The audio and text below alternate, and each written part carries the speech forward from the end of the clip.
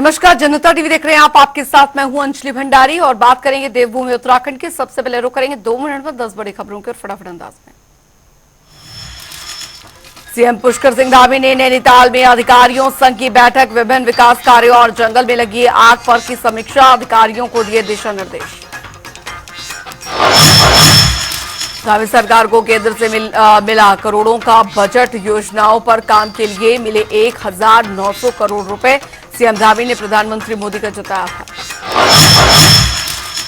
ओडिशा के राज्यपाल रघुबर दास पहुंचे केदारनाथ, भगवान शिव को समर्पित मंदिर में की पूजा अर्चना, मांगा आशीर्वाद। उत्तराखंड में मौसम जल्द लेगा करवट, 19 जून को उत्तरकाशी, चमोली, रुद्रप्रयाग के साथ ही कुछ अन्य इलाकों में हो सकती है तेज बारिश, मौसम विभाग ने जारी किया पूर्वानुमान।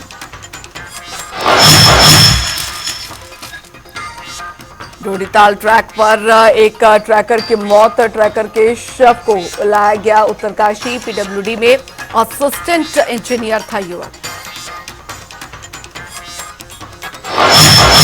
उत्तरकाशी में 13 साल के मासूम पर गिरा पेड़, मौके पर हुई मौत। मसूरी में गहरी खाई में गिरी अनियंत्रित कार, 5 लोग घायल, जान माल का नहीं हुआ नुकसान। देहरादून में एक व्यक्ति ने आवेश में आकर 3 लोगों पर किया हमला, 2 गंभीर रूप से घायल, एक की मौके पर मौत। हरिद्वार में पुलिस कर्मी से उलझा कार सवार यात्री, पुलिस ने दर्ज किया मामला, सोशल मीडिया पर वीडियो वायरल। पुलिस ने लूट की घटना के 3 आरोपियों को किया गिरफ्तार। कुछ दिन पहले सुनार और फाइनेंस कर्मी के साथ हुई थी लूट की घटना, मोबाइल फोन और मोटरसाइकिल की गई बरामद।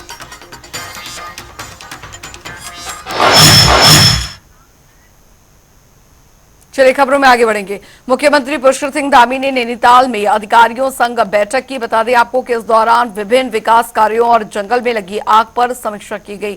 वहीं बैठक में सीएम धामी ने अधिकारियों को दिशा निर्देश भी दिए।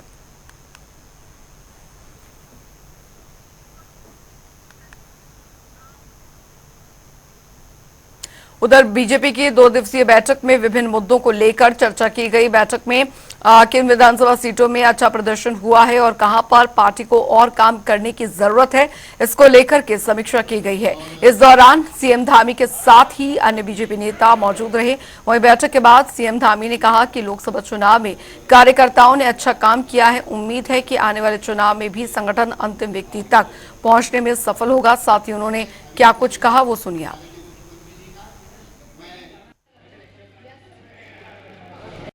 चुनाव प्रबंधन चूंकि हमारा एक बहुत प्रमुख कार्य पूरे चुनाव का होता है और इसमें हमारे सभी जो प्रमुख कार्यकर्ता थे, प्रमुख पदाधिकारी थे, उन्होंने अलग अलग विभागों में पूरे चुनाव प्रबंधन को सफल बनाने का काम किया है। और आगे चूंकि हमारे बहुत सारे कार्यक्रम पार्टी के होने, सरकार के बहुत सारे कार्यक्रम हैं, उन सभी में सबकी सहभागिता होनी, हमारा सरकार और संगठन सब मिलकर आगामी कार्यक्रमों को भी सफल बनाएंगे। जो हमारे सामने आने वाले चुनाव हैं, उन चुनावों में भी हमारा संगठन अंतिम व्यक्ति तक पहुंचे। हमारे पन्ना प्रमुख, बूथ अध्यक्ष, सारे लोगों ने काम किया है। उनके माध्यम से हम सबको धन्यवाद भी करते हैं, उन सबको शुभकामनाएं देते हैं, बधाई देते हैं। उधर आपको बता दें कि उत्तराखंड में 2 विधानसभा सीटों पर 10 जुलाई को उपचुनाव होना है। बीजेपी ने इन सीटों पर अपने उम्मीदवार पहले ही उतार दिए हैं। वहीं अब कांग्रेस ने भी अपने उम्मीदवारों की घोषणा कर दी है। कांग्रेस की ओर से बद्रीनाथ टीम पर आपको बता दें कि बद्रीनाथ सीट पर लखपत, बुटोला और मंगलौर विधानसभा सीट से काजी निजामुद्दीन को चुनाव में उतारा गया है।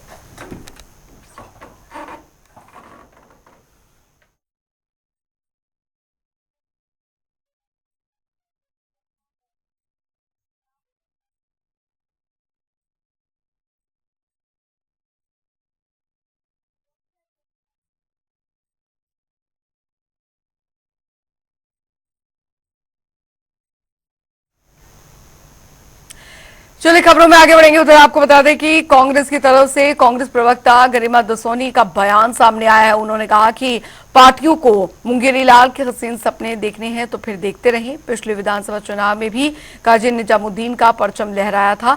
वे महज 598 वोटों के अंतर से वे चुनाव हार गए थे। तब से लेकर अब तक कांग्रेस और काजी निजामुद्दीन की लोकप्रियता काफी बढ़ चुकी है। पार्टी को मुंगेरी लाल के हसीन ख्वाब देखने हैं तो देखती रहे। हमने पहले भी कहा कि काजी निजामुद्दीन जी का कोई सानी मंगलौर सीट पर नहीं है, क्योंकि बहुत ही मार्जिनल वोट से वो उनकी हार हुई थी विधानसभा चुनाव में।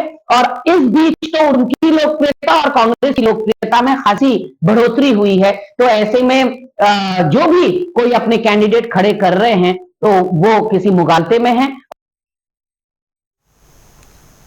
उधर आपको बता दें कि उपचुनाव में बीजेपी की ओर से राजेंद्र भंडारी को टिकट देने पर कांग्रेस की ओर से बीजेपी पर लगातार पैराशूट कैंडिडेट का आरोप लगाया जा रहा है। वहीं इस पर जवाब देते हुए बीजेपी प्रदेश उपाध्यक्ष ज्योति प्रसाद गरोला का बयान सामने आया।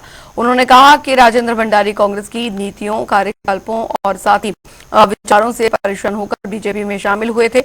वे अब बीजेपी के निष्ठावान कार्यकर्ता के रूप में काम कर रहे हैं, इसलिए पार्टी ने उन्हें टिकट दिया है। राजेंद्र भंडारी जी ने कांग्रेस की नीतियों के खिलाफ होकर भारतीय जनता पार्टी में वो शामिल हुए।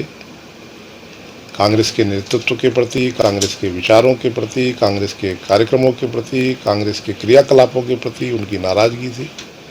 भारतीय जनता पार्टी के नरेंद्र भाई मोदी के नेतृत्व को देखते हुए भारतीय जनता पार्टी में शामिल हुए और देश के विकास की मुख्य धारा में जुड़ने की उनकी इच्छा, नरेंद्र भाई मोदी के विकसित भारत के संकल्प को आगे बढ़ाने का उनकी इच्छा, इस कारण से वो पार्टी में शामिल हुए।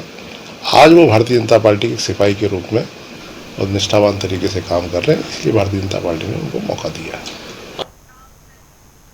उधर आपको बता दें कि बीजेपी के 2 दिवसीय बैठक में लोकसभा चुनाव में मिली जीत को लेकर कार्यकर्ताओं का धन्यवाद किया गया। इसके अलावा विधानसभा उपचुनाव और निकाय चुनावों को लेकर भी मंथन किया गया।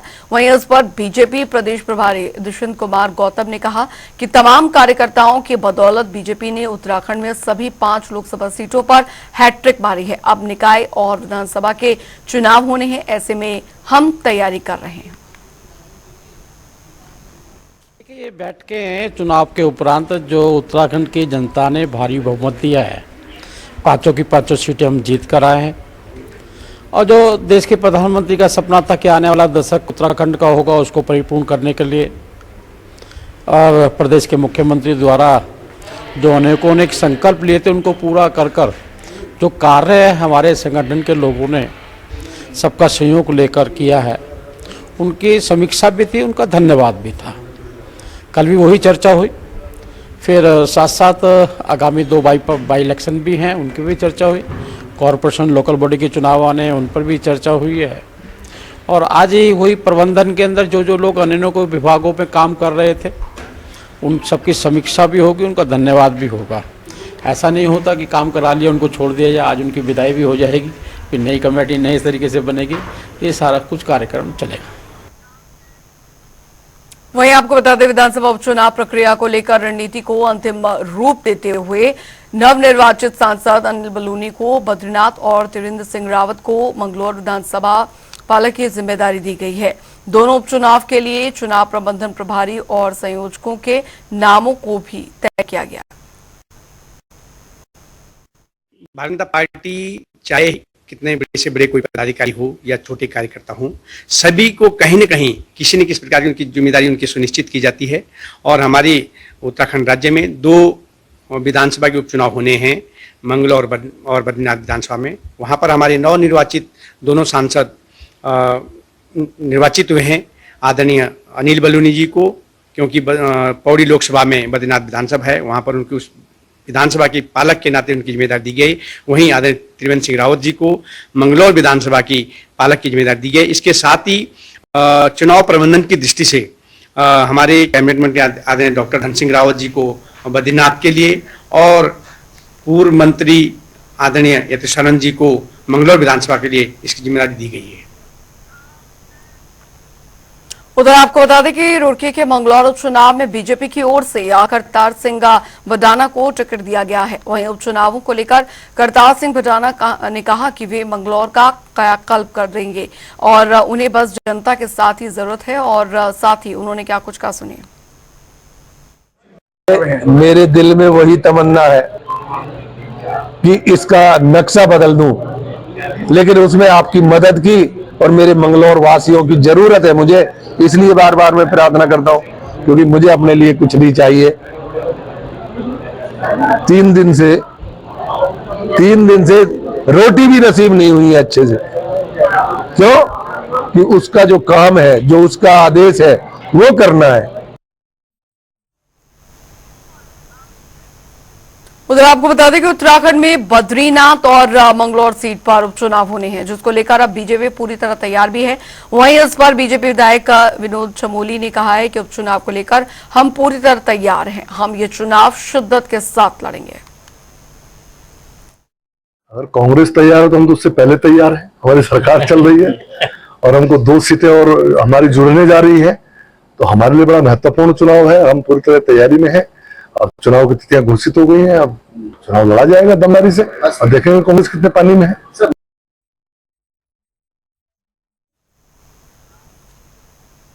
चलिए खबरों में आगे बढ़ेंगे। उधर मंत्री प्रेमचंद अग्रवाल उत्तरकाशी के गांव बटकोट पहुंचे, जहां पर उन्होंने सोमेश्वर महादेव मंदिर में दर्शन किए और इसके बाद मंत्री प्रेमचंद अग्रवाल ने स्थानीय लोगों से बातचीत कर उनकी समस्याओं को सुना, जिस पर कि उन्होंने अधिकारियों की समस्याओं के निवारण के लिए निर्देश दिए।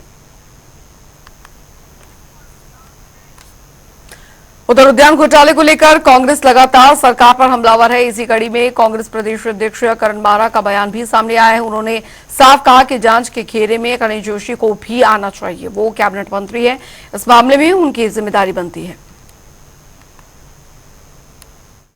नहीं, जांच के घेरे में गणेश जोशी जी को भी आना चाहिए, कैबिनेट मंत्री हैं।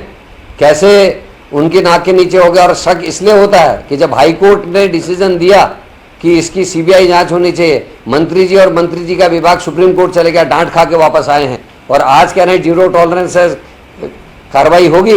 सबसे पहली कार्रवाई गणेश जोशी पे होनी चाहिए, क्योंकि मंत्री हैं, उनकी ज्यादा जिम्मेदारी है। उधर आपको बता दें कि पौड़ी के यमकेश्वर ब्लॉक के खोबरा गांव में माता श्याम सुंदरी के नाम से मंदिर है, जहां दूर दूर से श्रद्धालु माता के दर्शन करने आते हैं। यमकेश्वर क्षेत्र के अंदर देखिए बहुत सारे रमणीक स्थान है यहाँ पर, जैसे कि महापगढ़ है, महापगढ़ देवता, और ये माता श्याम सुंदरी का यहाँ पर बहुत ही सिद्ध पीठ है। ये जो है कि यमकेश्वर क्षेत्र के अंदर एक देवी डांडा है यहाँ पर, जो खोबरा ग्राम से ऊपर एक क्षेत्र पड़ता है, वहाँ पर जो है कि ये स्थान है और बहुत पवित्र बड़ा श्रेष्ठ स्थान है। लोग बहुत दूर दूर से यहाँ पर जब गर्मियों की छुट्टी में जो गाँव वासी यहाँ पर आते हैं तो इस मंदिर में दर्शन के लिए आते हैं और माता रानी उनकी मनोकामना पूर्ण करती है। माता श्याम सुंदरी का मंदिर है और ये स्वयं यहाँ पर माँ उत्पन्न हो रखी है। लगभग 300-350 वर्ष पहले की बात है।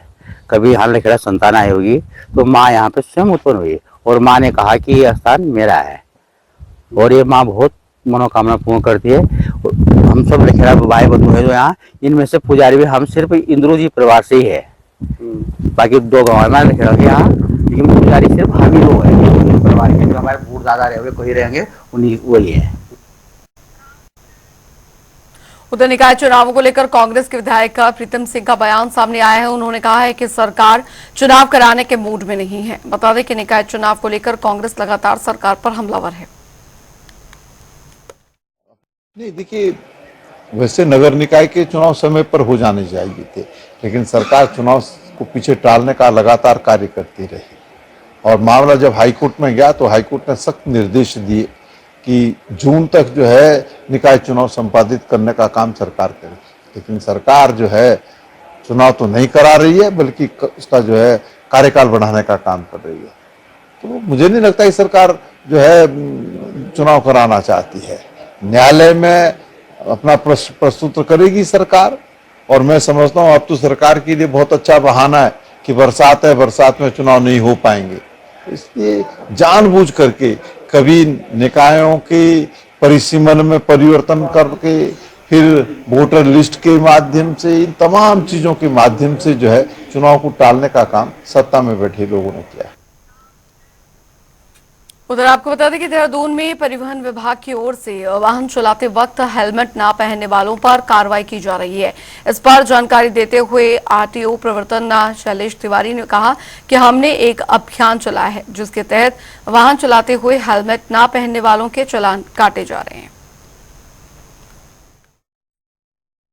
देहरादून में और हमारे जो आरटीओ संभाग, जो आरटीओ देहरादून का पूरा रीजन है, इसमें हम लोगों ने हेलमेट पे अभियान चला रखा है। खासकर हमारा विशेष फोकस है कि ड्राइवर के साथ साथ जो पीछे बैठने वाला है सवारी, वो भी हेलमेट लगाए। तो अभी हमने चालान काफ़ी कर रखे हैं। कई टीमें हमारे फील्ड में हैं, 4-5 टीमें हमने तो देहरादून में लगा रखा है और हरिद्वार, ऋषिकेश इत्यादि में भी टीमें हमारी लगी हुई हैं। अभी हम लोगों ने कल 296 चालान किए हैं, जो हेलमेट के चालान हमारे हैं नहीं पहनने पे, विदाउट हेलमेट पे 296 चालान है। और अगर हेलमेट जो नहीं पहनता है, चालान होता है उसका 1000 रुपये का जुर्माना उसमें है, प्लस 3 महीने के लिए ड्राइविंग लाइसेंस सस्पेंड भी होता है, गाड़ी भी ब्लैकलिस्ट होती है। तो हम लोग इसमें कार्रवाई कर रहे हैं। और रुक करेंगे, इस बीच आ रही है एक बड़ी खबर की और बड़ी जानकारी आ रही है, वो आपको बता दें। तो बड़ी खबर, बड़ी जानकारी इस बीच आपको बता दें, उत्तरकाशी में ट्रैकर की मौत, ये इस वक्त की बड़ी खबर आपको बता दें। डोडीताल ट्रैक पर ट्रैकर की मौत हुई है। शव को उत्तरकाशी लाया गया है। पीडब्ल्यूडी में असिस्टेंट इंजीनियर था युवक। ये बड़ी खबर आपको बता रहे हैं।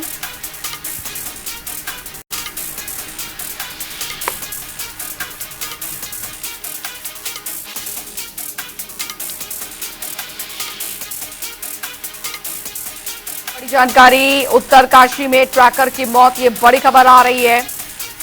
डोडीताल ट्रैक पर ट्रैकर की मौत हुई है। वजह क्या रही अभी स्पष्ट नहीं हो पाया। शव को उत्तरकाशी लाया गया है।